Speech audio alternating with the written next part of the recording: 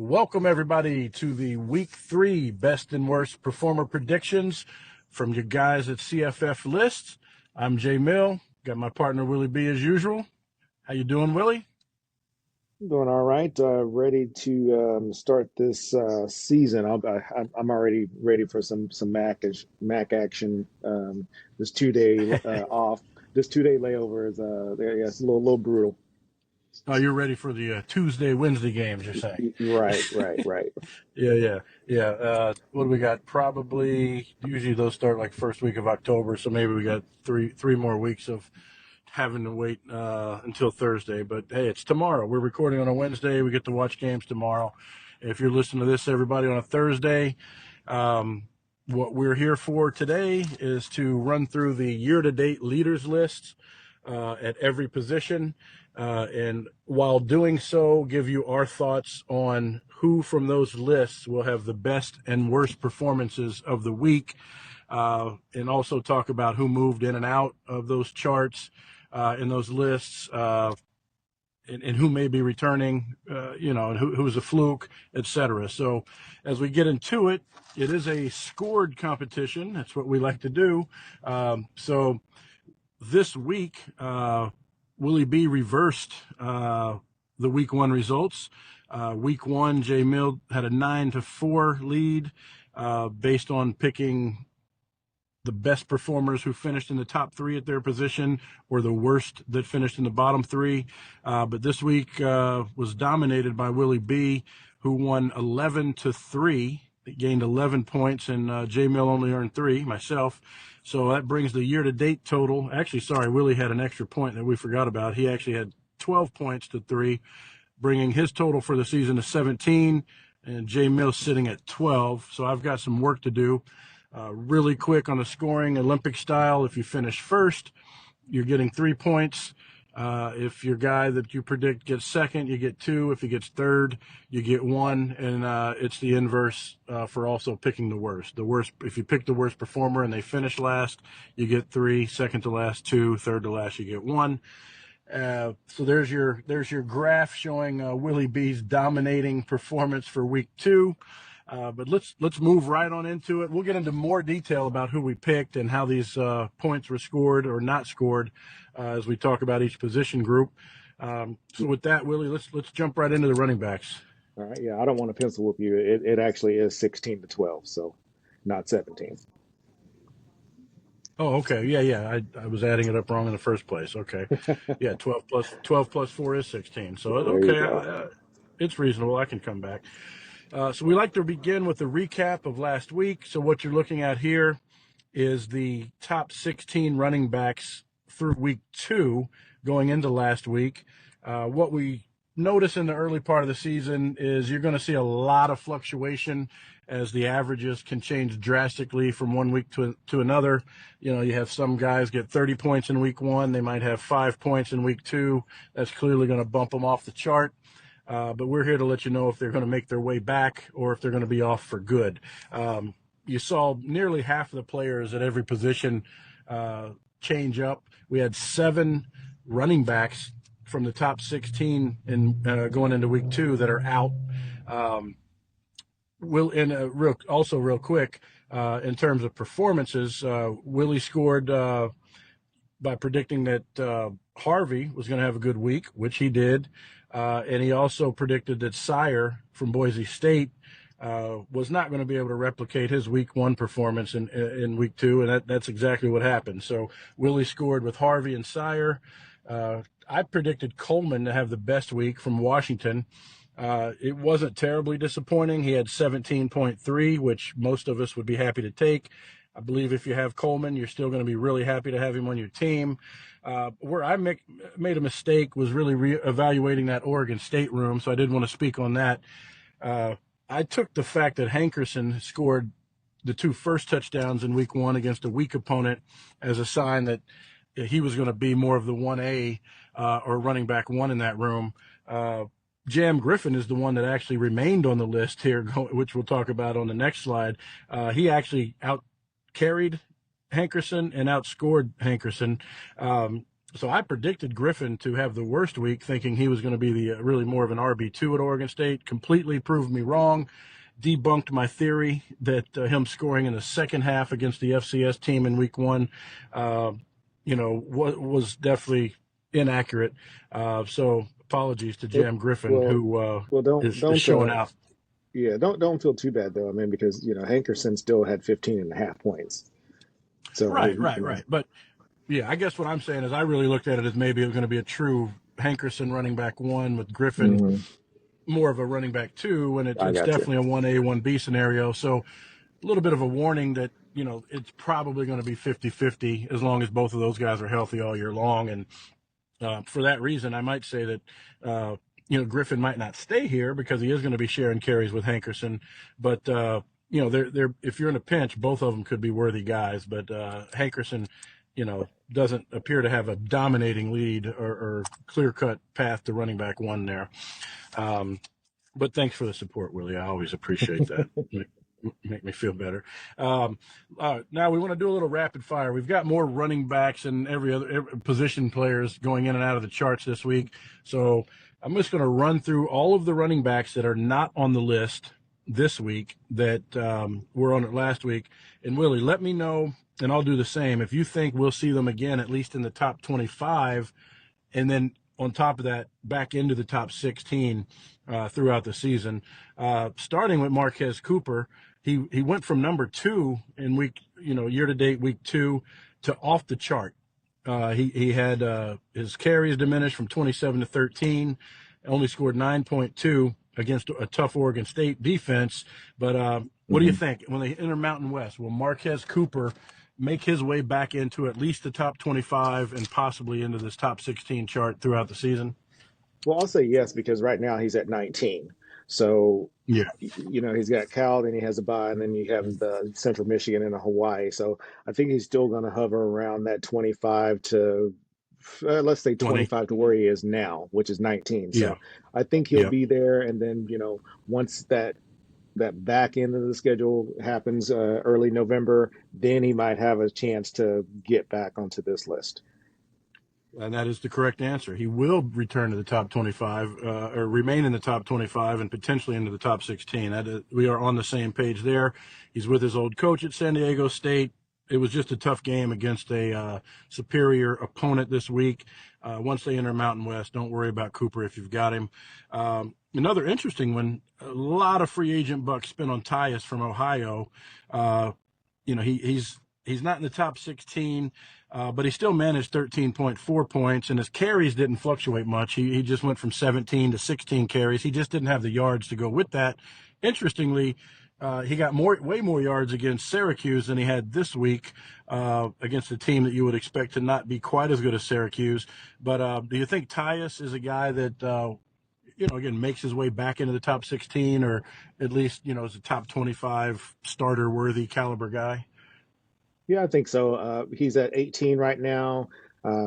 Has a cream puff this week, and then they play Kentucky, and then it gets Akron. So it really just depends on how long he can play this week. And I want to say if this is going to be Morehouse, maybe I could be wrong on that, but uh, Okay. definitely a cream puff game situation this week. Yeah. So it just depends on what he can get done in that first half. Yeah, and I think the indicator there is his carries didn't drop off at all. Really, 17 to 16 carries is nothing.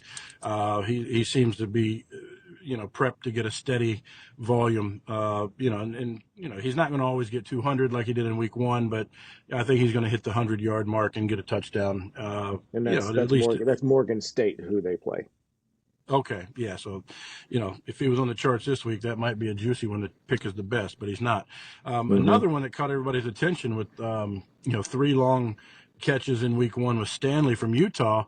Interestingly, he fell way off when they played kind of a real team this week in Baylor. He only had 3 carries, while Micah Bernard seemed to get the bulk amount there at Utah. Uh, I'm going to start here. I don't think Stanley is going to be what he was in week one. I think that was just a case of a guy getting in the game because they were playing an inferior opponent and took advantage of his opportunities. But we were all surprised to see the name. Most people didn't know who he was, and I don't think we really see him return to anything like we saw in week one, or approach the top 25. What do you think? No, I agree. I mean, he's at 42 right now, so that's a little too far to dip.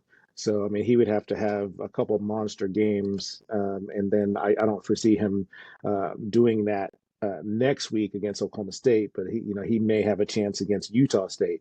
Uh, but it's 40 him at Yeah. being slot 42. That's a little too far, and it'll take a while for him to creep back up. Yeah, and again, I didn't see him getting 3 carries. Kind of tells us what's happening there when they were playing against a team where they needed to keep the ones in, throughout most of the game. A couple others here really quick. We kind of touched on Hankerson, so we'll skip him. He's off the list. We talked about how he's going to be in a 1A, 1B situation with Griffin. So, you may not want to lean on him, but you can play him in a pinch, maybe in the flex. Parker from Washington State.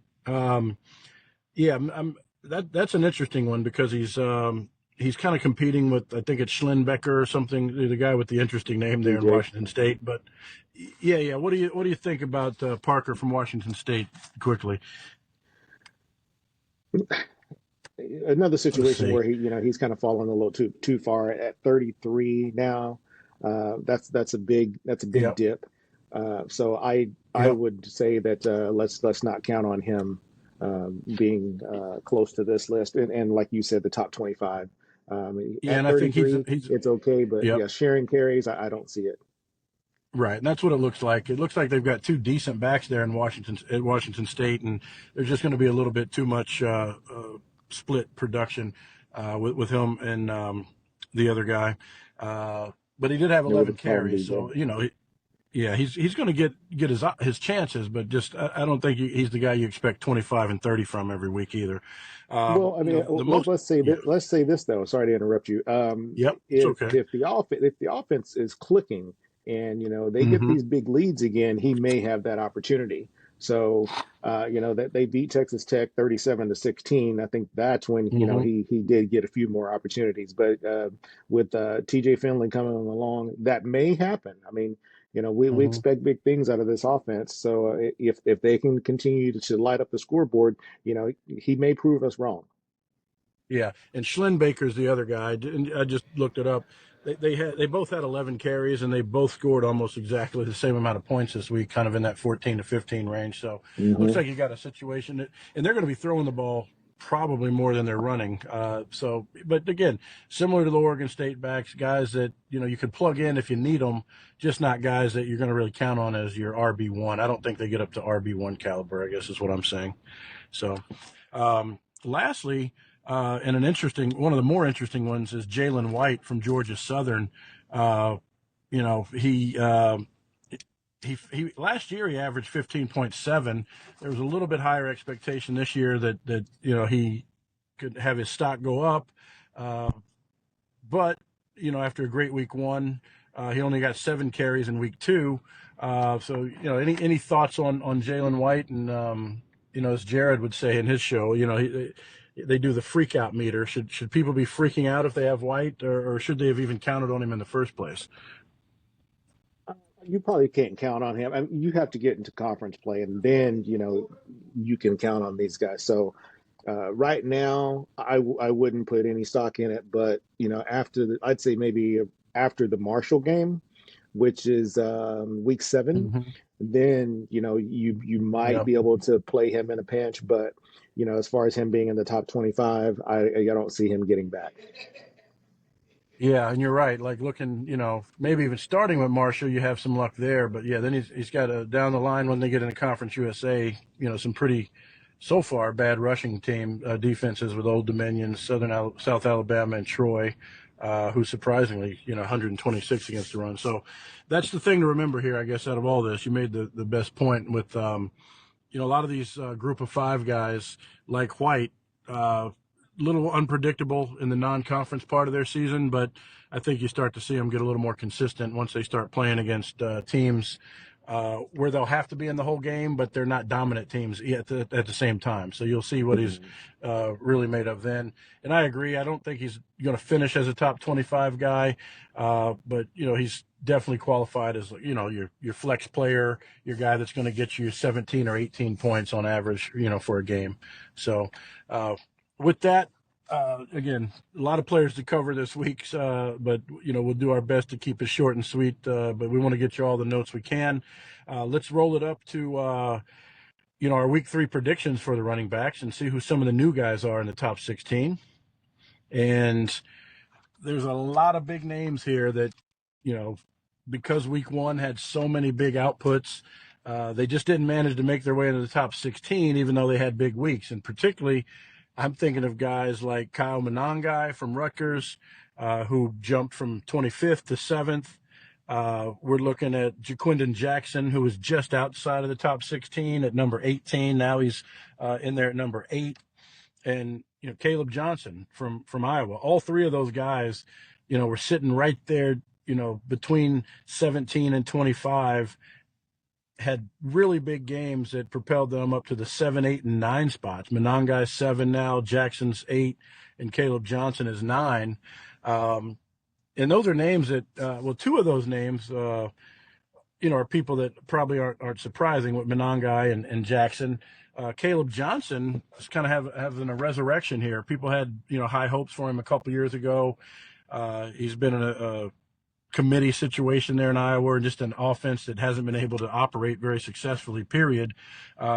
Looks like they're going to have a little more production this year. And Caleb Johnson, I think this week had 25 carries and 34.6 points. So it looks like splitting carries, might be a thing of the past for him. He's a guy that with the other 2, with Monangai and Jackson, I think I'm expecting them to all kind of remain here in the top 16 to 20 range. And, they'll be in and out of the list probably kind of hovering around, the 15 to 20 range. But what do you think? Am I on track there with those 3, with Monangai, Jackson, and Johnson remaining here now that they're on the list? Yeah, absolutely. I mean, that's something to. I mean, these are the guys that people should be spending their money on if they haven't already. You Right. probably a little bit too late. But let's not forget about Henry Parrish Jr. He wasn't needed week 1 against Furman, but he Right. vaults from 226 up to 15. So That's I crazy. don't expect him to have 4 touchdowns a game, but I do expect him to have his 14 carries, which he had, and over 100 yards. So Right. I think he's going to be this guy who probably stays in that top 25. Yeah, and that Ole Miss backfield situation in the preseason was just a big mess that everybody, I think, stayed away from in their drafts.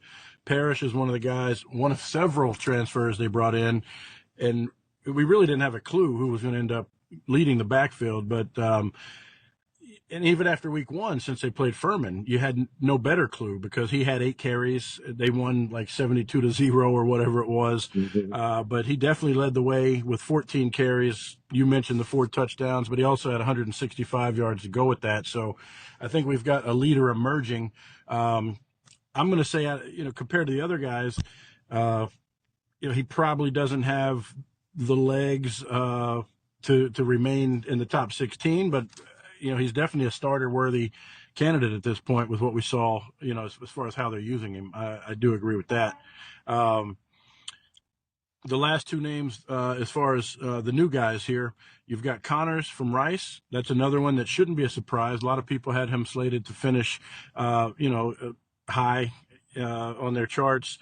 He had 36.7 points. Another guy that had 3 touchdowns this week for Rice.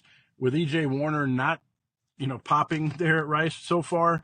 You expected him to maybe have a little more successful passing game with E.J. Warner in the mix.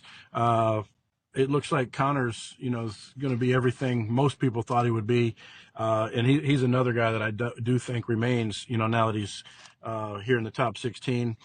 He won't be here every week. I think he'll have some up and down games, but he'll get the volume there at Rice. So, if you've got Connors, I think he's a guy you definitely look to start every week. And then Sloan for Ball State, is an interesting one. They had their first game this week.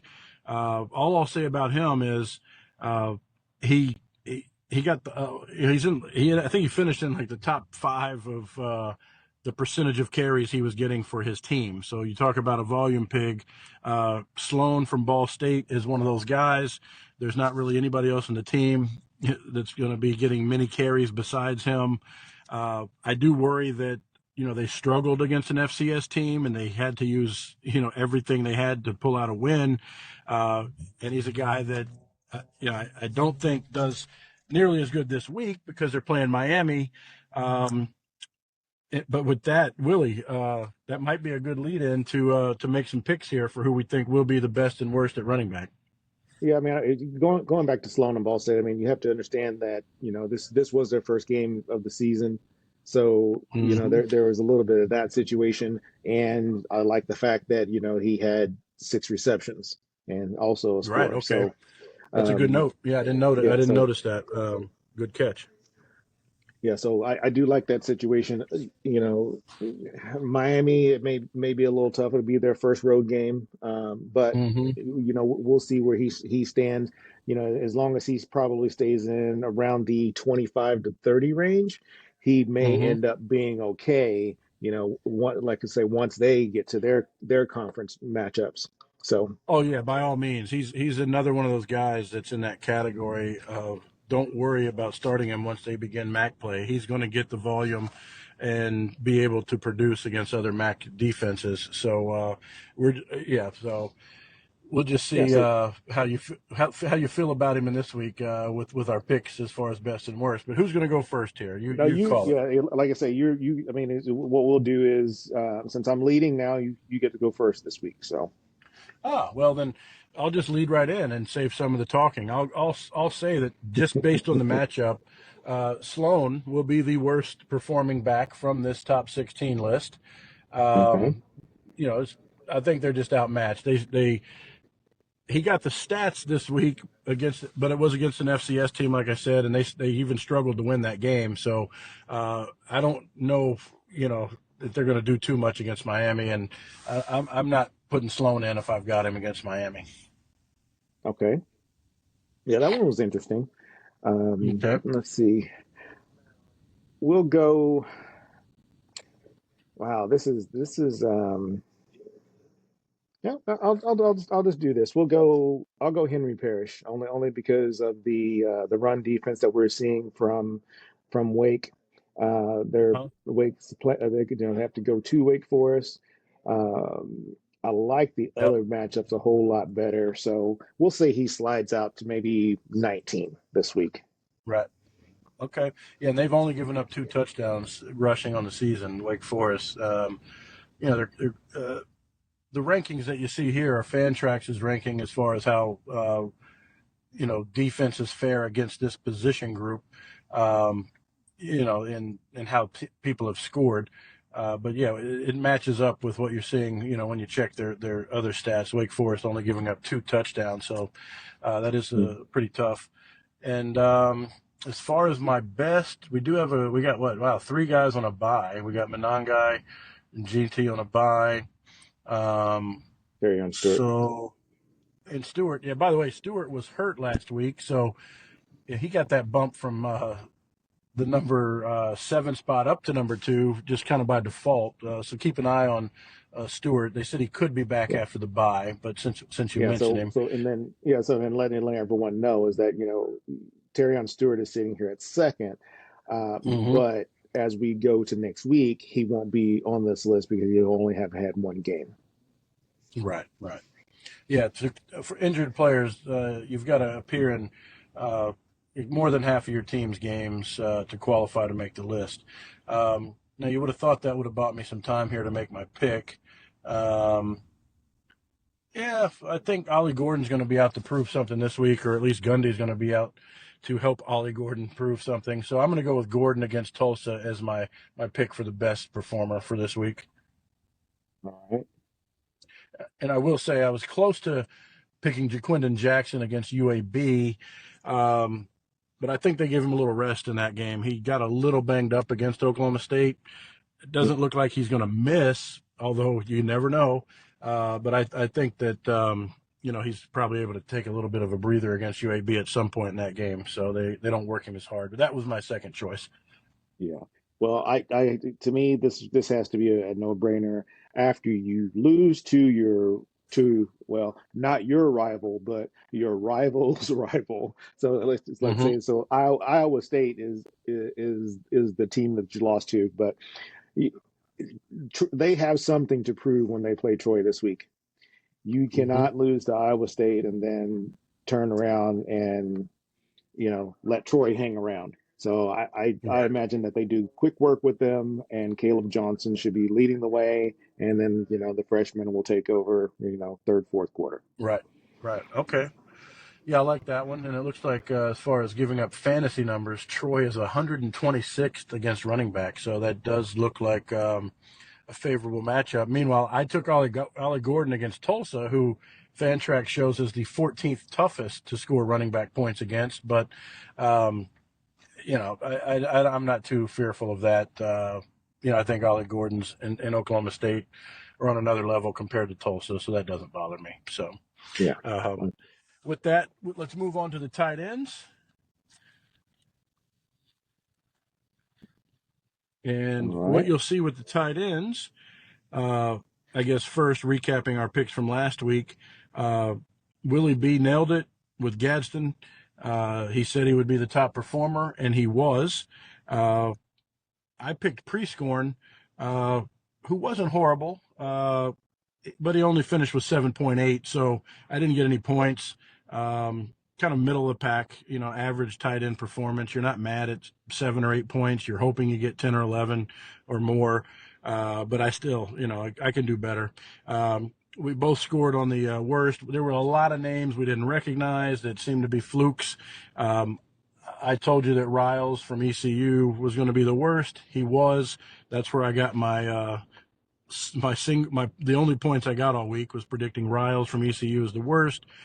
You ended up picking the Oh third wow. worst guy, which was Vaughn from Tulsa, um, who ended up with 1.8 points. So we completely steered you right in terms of who to stay away from, who not to waste your money picking up.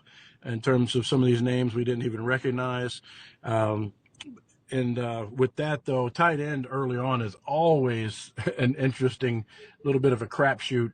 Once you get outside some of the top 5 or 6 guys, and even within those top 5 or 6, uh, as you see preseason guys that were ranked high, like R.J. Maryland, kind of having his season tinkered with the quarterback mess going Right. on at SMU.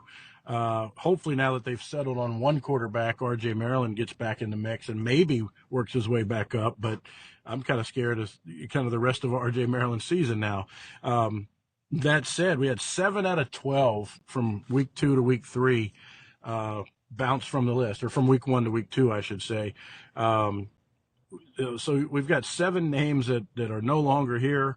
So let's focus then, I think in this case on the 5 that remained, because apparently it was quite a task to just remain on the top 12 list for 2 weeks in a row here. Um, but Do you want 2 to of go those to the next 5 that slide or stay? remained, what's that? No, stay You here want for to a go? minute. Okay. All right.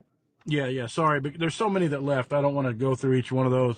But I do want to point out that the 2 names you see at the very top are 2 of the 5 that remained, but barely, which you'll see in the next slide. Kuthi and Beck both just, uh, disappeared, to the point where I think I had to ask you if Kuthi was injured and had any snaps.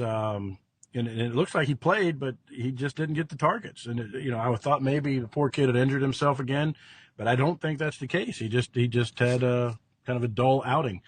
Um, and then Yeah. Beck, Yeah, yeah, go ahead Keithy, with Kuthi. Keithy, Keithy, he, Keithy. yeah, those, yeah, 2 targets. That's not enough. I mean, I'm sorry. No.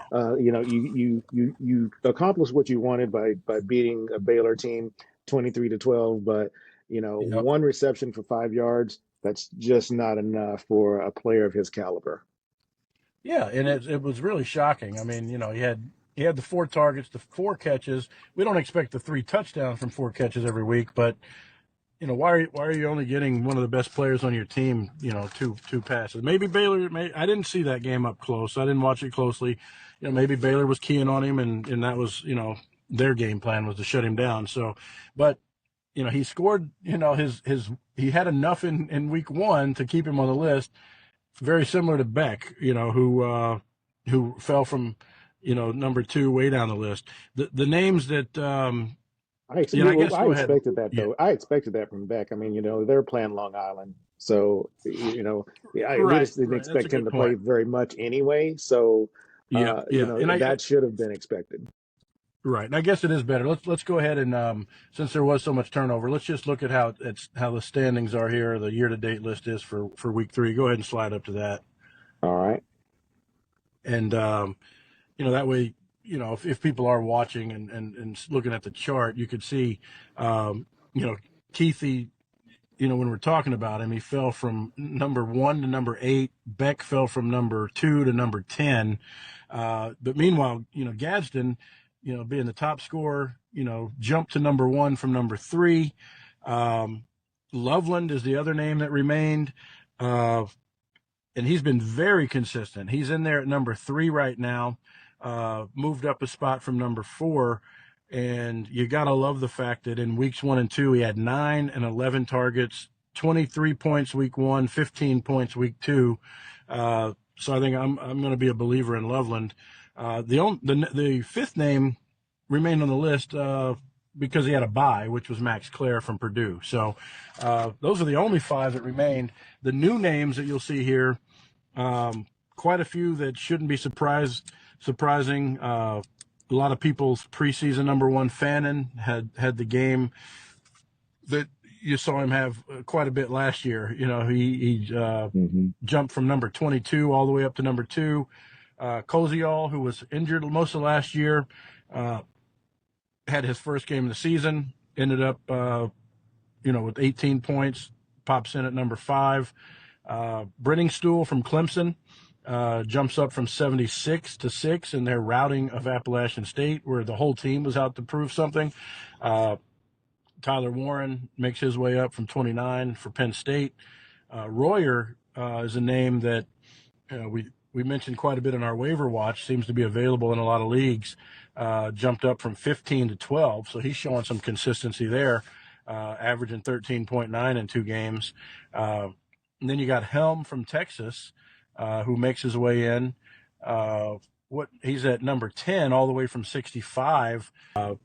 Probably a lot of people went and picked him up this week as it becomes more clear that he's going to be the go-to tight end over Niblack. But I'm still personally a little hesitant. I don't think he's going to necessarily produce every week just because of the number of targets that Texas has. Do you have any thoughts on Helm, Willie, and kind of that Texas offense and how people should be looking at it? I mean, if I'm going first, this might give away my pick, but I like him this week versus UTSA, that's for sure. Okay. And once they get into SEC play, I think he still might be around that 25, and that's what we're talking about here. We may have to go to 20 only because we only have 12 tight ends, but I still see him probably is going to be a top 20 tight end. Right. Okay. Well, that's still saying something. Bowman is the other name that's new. And he's a guy that kind of was, in and out of our waiver watch. People just refuse to believe in Bowman from Tulane, but, he proved, last year, all year long, that, he was able to produce in that spot. And here he is again in the top 16 in week 2. I'm looking, last year, I guess, he finished with about 7 points a game. You know, so I'm just trying to kind of look back because I know, yeah, he had 4 games over 11 points. Hopefully he's a little more consistent this year. But Bowman's a guy that I am expecting to, be in the top 20 as well. Probably be on and off the top 16 list. As we go through the entire season, he's, a veteran player. Again, multiple And double-digit games yeah, over his career. yeah, those of you who pay attention to our other pod, you'll notice that I did have him in our waiver watch for this week. So, I do expect that even against Oklahoma. So he's going to be another guy who should be, in the top 20. I mean, he's proven that. Right. So, in the tight ends, like I say, it's always the proof is in the pudding. So, um, don't sleep on him. Right, right. And I'm looking now as we get ready to make some picks. You're going to go first, but we've got to, if we don't score picks here with the tight ends this week, we're we owe people a big apology because I'm counting it up. There's 4 tight ends in the top 12 with buys this week, so we're really only choosing among 8 guys here. We've got to pick the best and the worst. So Willie, which way do you want to go first? You want to pick your best or Ooh. your worst? It's up to you. Mm. Well, this is going to be interesting only because I mean there's some interesting matchups. Mm-hmm. That's the tough one here. Yeah, one too many buys that kind of throws a monkey wrench into things. I will go with my worst so I can buy some time, and we'll go Mm-hmm. Max Clare, Purdue. They're going Okay. against Notre Dame, who got embarrassed. So they get to have Notre Dame at their place, but they should have a little bit something to prove, or they're just going to fold. But I would hope that they have something to prove. Yep. All right, yeah, I think Claire's going to definitely be a guy to produce all year long, but it is one of the tougher matchups. Can't say I disagree with you. Out of the 8 we're choosing from here, I would say that's a solid pick. Um, I'll follow suit and pick my worst first. Just don't know that I'm a big believer in Beck. Uh, he's going against UCF, not necessarily a tough matchup at all for TCU. But I think just compared to the other guys that have some pretty solid matchups here, good matchups in their favor, I'm going to go with Beck as the guy that should perform the worst from the group of 8 here out of the top 12 tight ends. Mhm. So, and then for my best, let me fill yours in here. Mm-hmm. You did say Beck, right? Yeah. So, Yep. Sorsby has an ankle issue. I Mm-hmm. picked up a few Royer shares, so I like that matchup. Obviously, we've already talked about Bowman, and Mm-hmm. but I rarely do this. Um, I rarely do this. So actually, I'm not. Well, shoot. What are you going to do? What are you going to do? I was that Loveland's still sticking out there. So it's Yeah, Loveland's looking good at Arkansas yeah, State. that's an interesting matchup, especially when they had Texas. So yeah, and so instead of taking Helm, I'm gonna switch it up. We're gonna go Loveland against Arkansas Okay. State as my best. All right. All right. Yeah, Loveland was probably my second choice here. I love his consistency, but I like the guy that has shown, fairly equal amount of consistency with Joe Royer from Cincinnati. He's playing against Miami, Ohio. I think they're not going to struggle in that game, in my opinion. They've got to kind of bounce back from giving up the loss to Pittsburgh at the last minute. They'll be out for a little bit of blood, and Royer, has proven to be a key part of that offense, and I think he's consistent for a third week in a row.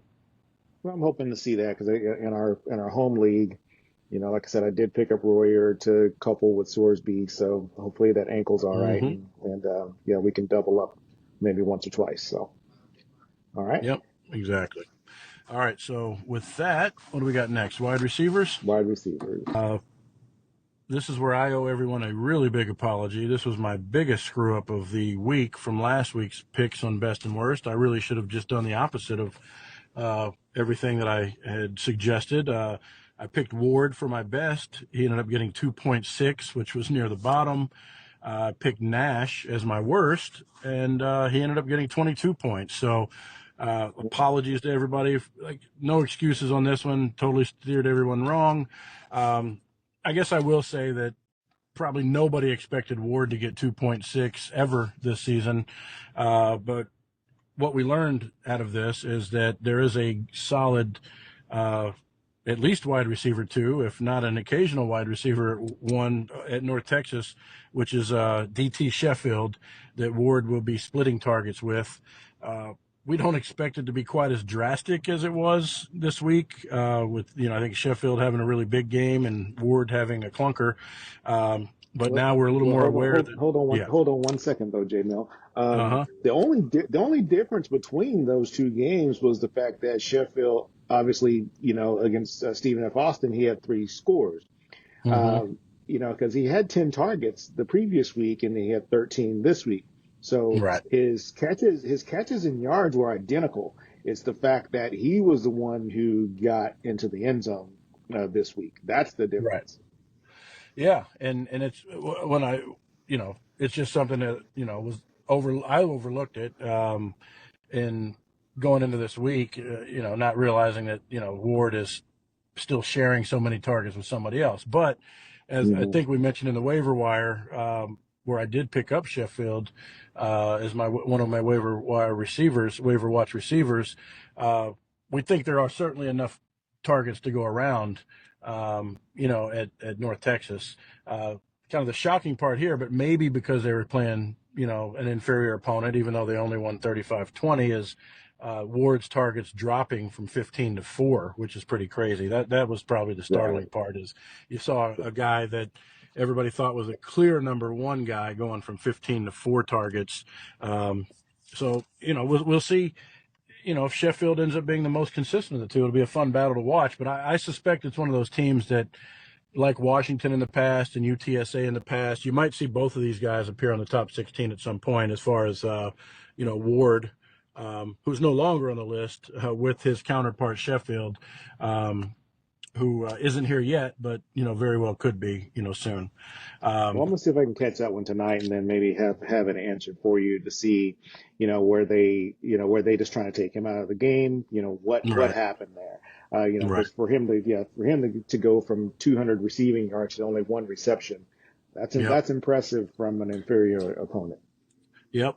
Um, and Willie, really, he didn't make many mistakes last week in his predictions, but this was one where his best receiver, he thought he was taking the easy road here with Tet McMillan going against Northern Arizona, and he only ended up getting 3.1. So your number 1 and 2 receivers from week 1 uh, really failed everyone. I read on Fantrax it was McMillan's worst output since week 4 of last year, with his 3.1, and they really actually struggled to get past Northern Arizona. I think they only won 20-12.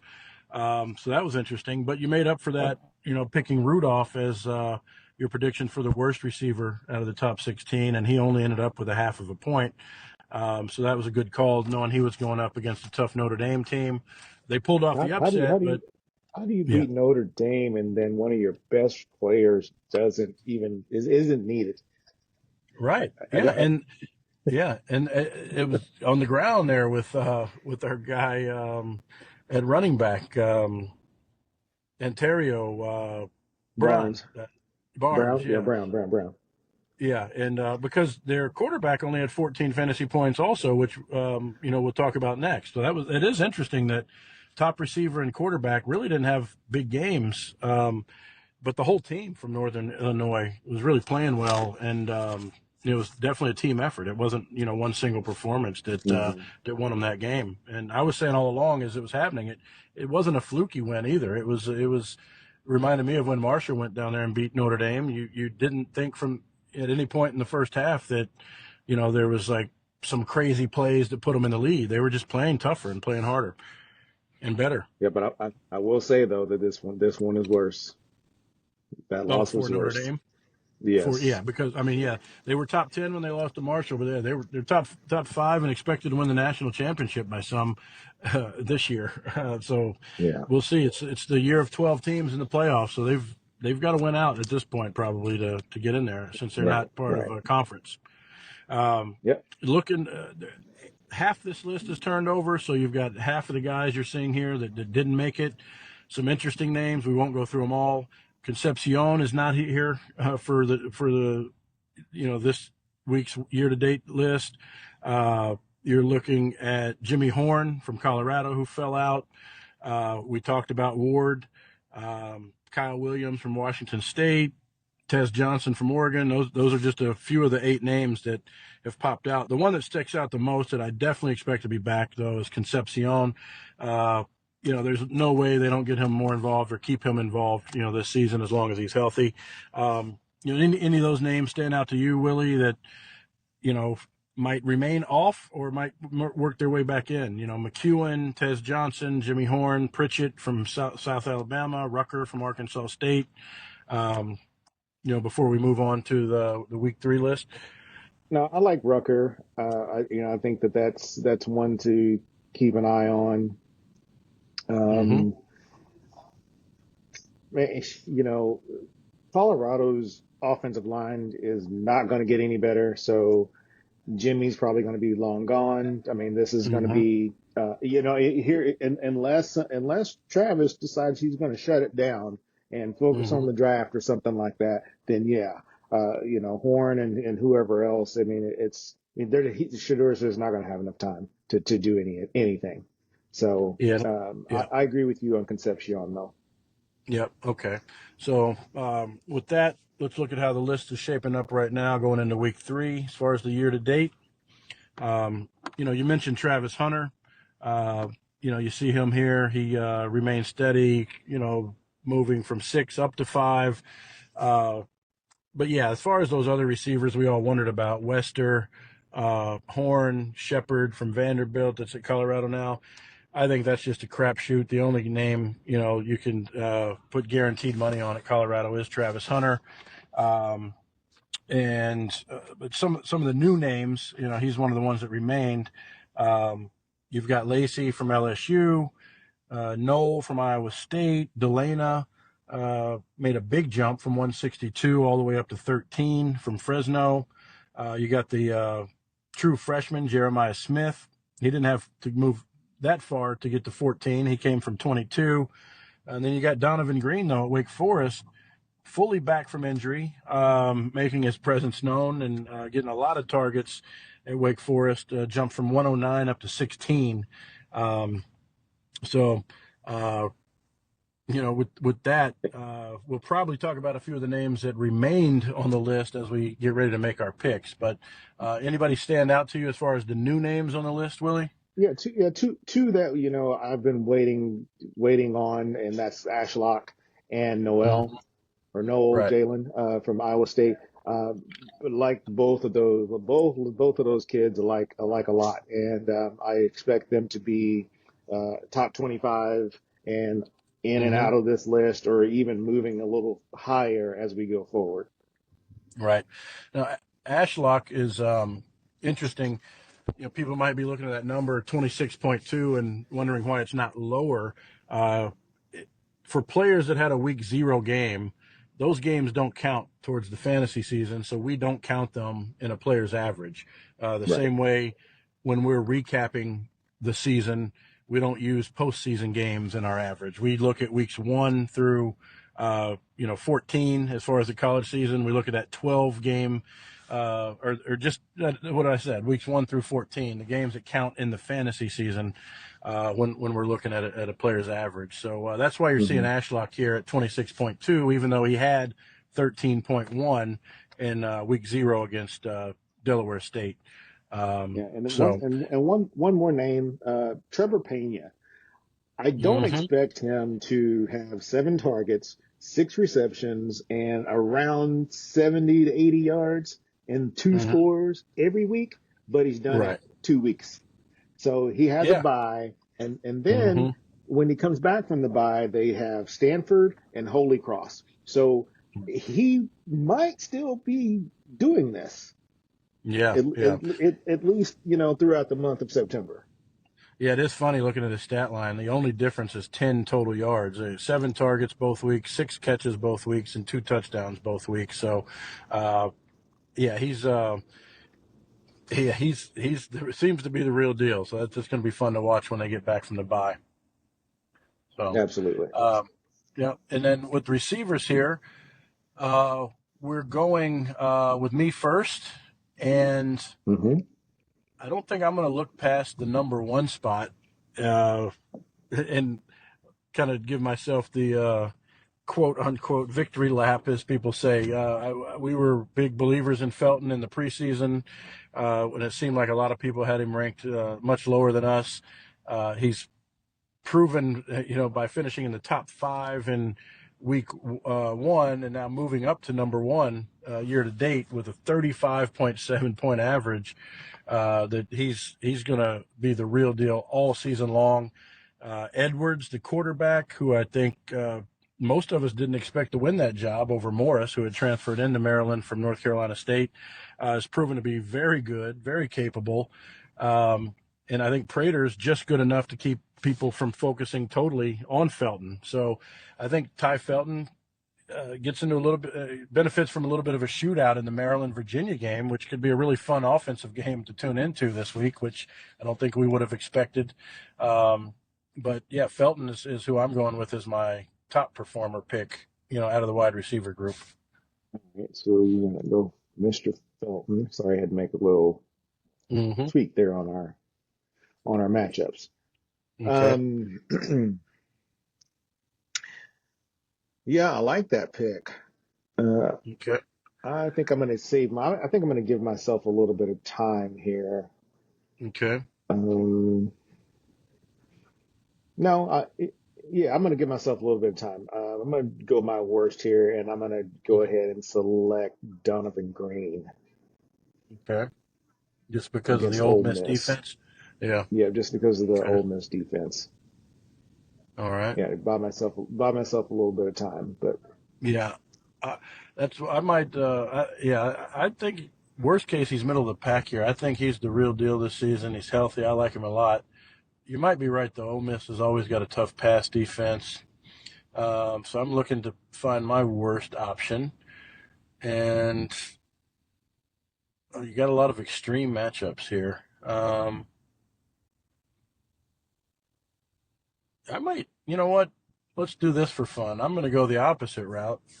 No, I'm not. I was thinking about Trey Harris from Ole Miss against Wake Forest, but he might do all right. Hey, let's go. Here we go. Let's go Wysong. Wysong has made his way up to number 8 from number 24 the previous week. Great start for New Mexico, but they're just totally outmatched this week against Auburn. So, yeah, I'm going to put, I think, easy money on Wysong. I had missed that matchup earlier. So, yeah, don't expect much from Wysong this week. Yeah, sticking with that. well, yeah, I'm glad I did buy some time here because I like what this kid's putting in. He's got 17 receptions for 260 and 3 scores, and that's going to be Nick Nash, and they have Kennesaw State, who Right. they're not a Northwestern State by any means. It should be just enough competition for him to go ahead and handle his business and hopefully probably reach some middle ground. Not the 44, but a little more than his 22 from last week. So I think maybe around 29 is what I would expect from him. Giving specific predictions here on the CFF List Best Worst show. You can only get those here, which is a great transition to quarterbacks because we've got a specific one that we made a bet on last week we can talk about. And All right. I think we both nailed it pretty good. We'll get into that in just a second, but looking at how we performed as far as picking the best and the worst, you guided everybody towards Milroe for your best. You did score some points there. He had 28.4. He's looking to be exceptional this year. I had Baron Morton, who I would say it was disappointing. He only had 17.6, but it wasn't a total failure. They were just outmatched, surprisingly. I thought they'd compete, better against Washington State. It'd be a little more of a back and forth offensive game, and Washington State, we'll find out as the season goes, seem to have a really good defense, and held them down, a lot more than I thought they would. So I didn't get any points, but he wasn't a total failure picking Morton. We both picked Hampton from NIU as our worst. Probably outperformed expectations. Obviously, they got the win against Notre Dame. We just talked about that, but still, only had 14. So you were probably better off not playing Hampton this week if you did take our advice and sit him. So that made sense. But one of the interesting ones, Um, we talked about Dart last week, and he did manage to have a pretty solid game. I think he had 24 points, and we were close to nailing that. We wondered if he would get off of the inconsistent kick that he had last year, where he'd have a really big game and then a very mediocre or bad game, literally all Hmm. season. After a huge week one with 45.4, we challenged each other to name a score for this week, and I think you said 21 and I said 22 and a half, and ended up getting 24. So we pretty much nailed Dart's performance this week, and the game we isolated there, the quarterback we isolated to kind of make a specific prediction on. Did you catch that we were so close? Well, I didn't realize that we were so close, but I mean, I knew that we were going to be there only because he had almost the identical stat line, other Mhm. than his passing touchdowns. So Right, that was the difference, right, and, right. and that ties into the running back situation also. Oh, right, right. Yeah, with the Parrish doing so well. Yeah, exactly. Right. Yeah. Overall, 7 out of the 16 are out. That includes Shador Sanders. You mentioned that when we were going over receivers. Aguiar obviously had a really tough matchup against Clemson, but I don't think you need to worry about him. He'll bounce back when they get into the Sun Belt games. Aguiar is a name that we expect, to have a top 10 finish and certainly be back on the list. Just talked about Morton. You know, 17.6 like he had this week, I think, is less than what you would expect. I think you can still count on him to get in the 20s, but he's not on the list for now. Hampton from NIU, I'd be surprised if he comes back. What do you think about Hampton from NIU? Once they get in the MAC play, do you think he's top 16 for the season, Willie? Well, if they play tough like they did Mm-hmm. against Notre Dame, absolutely, Okay. absolutely. Yeah, I just don't have faith in MAC teams anymore. After, I think I was writing in the preseason, like 9 out of the 12 teams finished 90th or below in passing last year, and the total offense in the MAC was just horrible last year. So I'm just down on the conference as a whole after wonderful years of MACtion. It's definitely not been MACtion in the last 2 seasons. Yeah, Um, but I tell you, he's definitely going to have to he's going to have to take some more chances. So his and he's completion good. percentage, Yeah. yeah, that completion percentage, I mean, it was night and day from the week before, and based Mhm. on the opponent, I get it. But he's got to take a few more chances, I believe, and get Rudolph more involved. Yeah, and I'm sure they will. And again, maybe, I'm not saying he's not going to be worth starting, but I just don't know that he'll finish in the top 16. Maybe a top 25, 20, 30, top 25, 30 candidate, but I got to see a little more of him. Fafita kind of, we talked about Tet McMillan struggling. Well, Fafita did as well with only 9.7 against Northern Arizona. Be interesting to see what happens there. We've got the new San Jose State coaching staff. We'll see if it's just not the same offense. With the new staff. So I don't know. I'm 50-50 on Fafita. I don't know that I've seen enough to know if I can be confident that he'll bounce back into the top 16. I would probably guess no if I had to bet money that we won't see him that often in the top 16. You have any feelings on And that? that would be unfortunate for McMillan. But Yeah. you feed your guy, and then you might have a chance. Right. But you Right. should not be struggling against Northern Arizona. No, not in the least. Rising's out. He got hurt. They're going to be starting Zach Wilson's brother this week, who fortunately is playing Utah State. So could be interesting to see what the true freshman there does with Wilson in. But just take note that Rising is out. It's been announced already. And then you've got French from Georgia Southern, who they had a tough game against Nevada. Nevada's proven to be a little better than everybody expected. I do expect French to work his way back into the top 16. They throw the ball an awful lot. He had 17.6, so I would guess he's barely outside the top 16. Willie, do you have a number on that where French is right now? Yeah, He's French is at 27. Yeah, so I think you see French, especially once they get back into the Sun Belt play, get back to the list. So let's move on to kind of the new top 16 and who we're seeing here, and that's going to be again, 7 new guys. You've got McCord from Syracuse, Ward from Miami, Haynes King, Calandra from Virginia, Calandria, I should say. I think the surprise out of that group of 4 is probably McCord. He started off really consistent, really phenomenal. I know the new coach there at Syracuse, is really happy Ohio State, didn't kind of encourage McCord to stay. But yeah, King, Calandria, and Ward were all guys we saw on the top 16 all last year. So no surprises there. And even looking at 2 others, Jalen Raynor from Arkansas State and McLeod at Texas State. Those are names that we're very familiar with from being in the top 16 all last year. So I think all the new guys, it's going to be hard to bump any of them out, except for maybe the Ball State quarterback, Samanza. He had a great debut, scored 30-something points here. What was it, Willie? Where is he? 34.1. So you had a Ball State guy appear in 3 of the 4 position lists, but it's really odd because they all had these big performances against an FCS team that they really shouldn't have been going toe-to-toe with. So I don't know that Samanza is going to be here much of this season.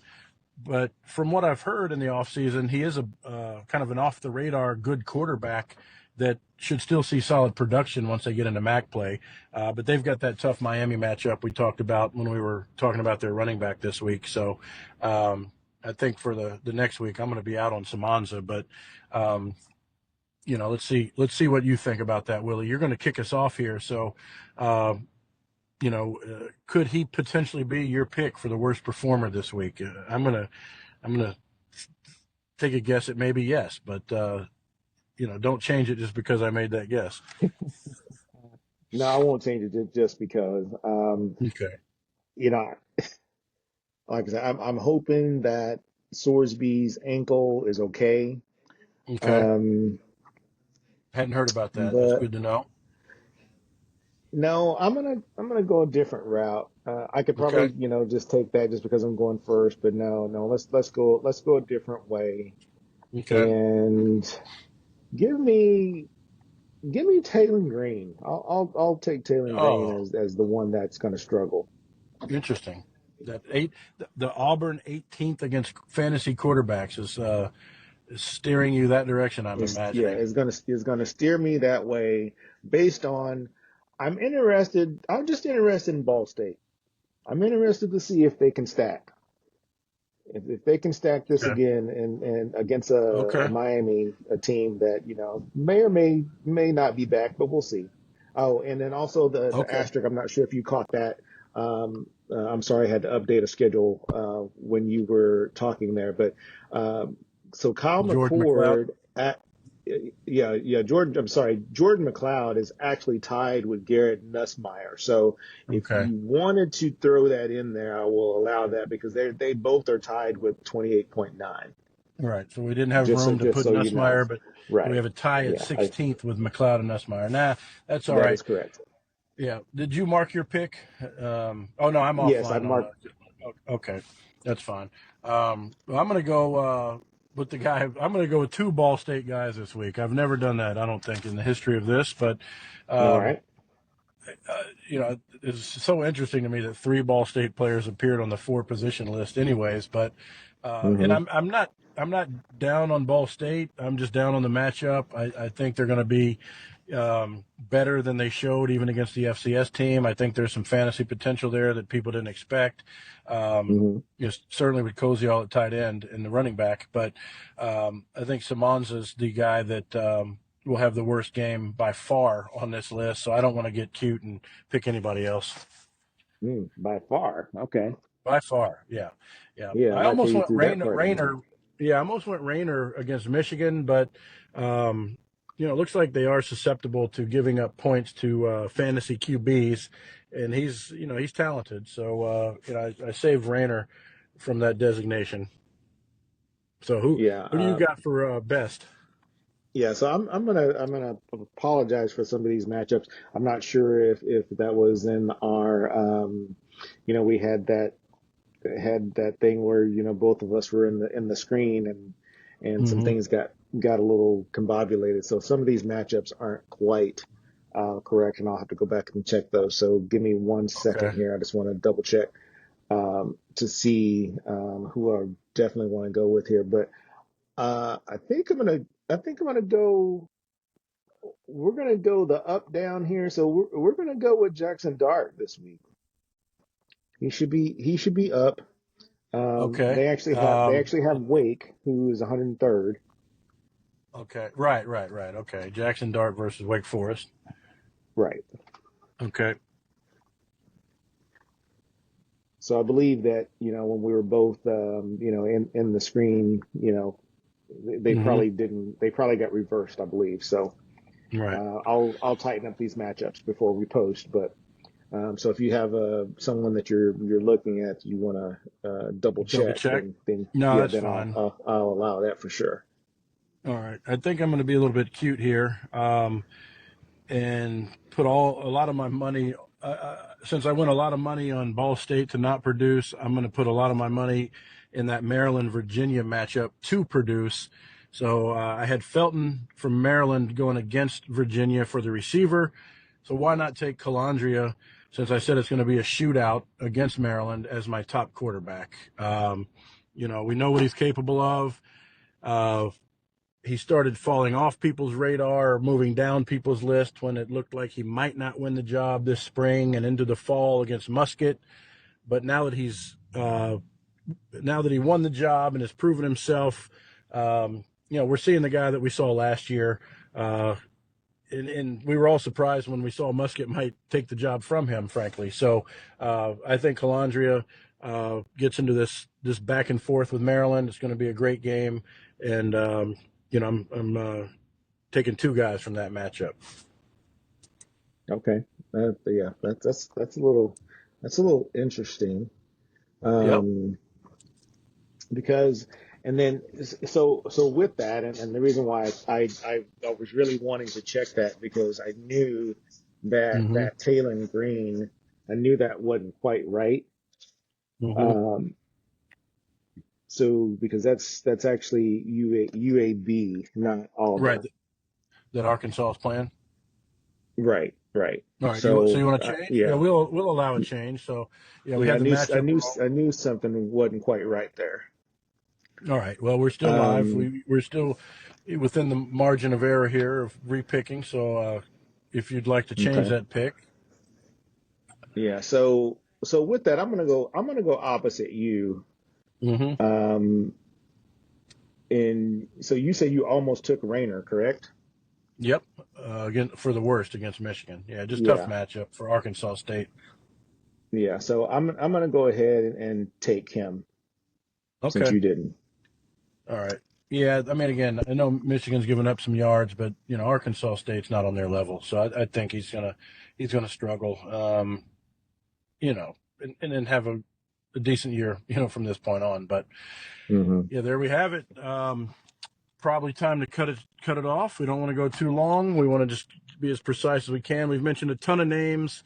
Um, as we have fewer names kind of move into the year to date list and move out, be a little more succinct in the weeks moving forward. But we didn't want to really skip these names since there are a lot of moving parts this early in the season to try and figure out who's real and who's phony. Hopefully, this has helped give you some insight, some second opinions and third opinions, and make some key decisions on who to sit and start this week. Any final thoughts, Willie?